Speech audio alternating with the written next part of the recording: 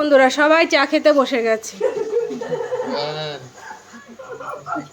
আর এরা নিচে বসে খাচ্ছে দুই বৌমা। এই যে, আর এই যে মাসিমণি, দেখো একটু মিষ্টি হাসি দাও এদিকে তাকিয়ে, আমার ছেলের দিকে তাকিয়ে না।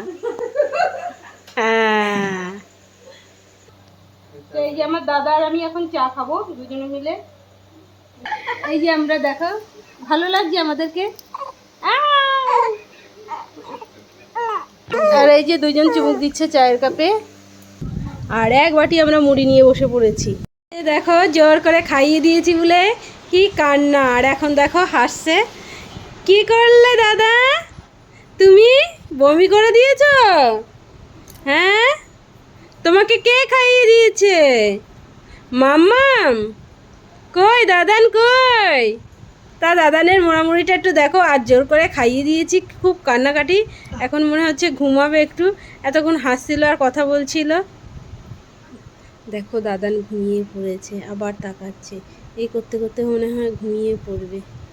আর এই যে মাম্মাম দেখছে দাদানকে ঘুম পড়াচ্ছি বলে। হিম কাটছে বাগান আজ, আর অনেকে ওল বলে, অনেকে কিন্তু তা অনেকে আবার বাঘ তরকারি বলে, জানি না কে কী নামে জানো, আমরা ওল তরকারি বলেই জানি। তা এটা আজকে আলু দিয়ে রান্না করবে, আর এই যে রিমঝিম কেটে নিচ্ছে। তা একজনে দেখো শুয়ে শুয়ে পড়াশোনা করতে, এই যে পিপি বসে বসে ফোন দেখছে।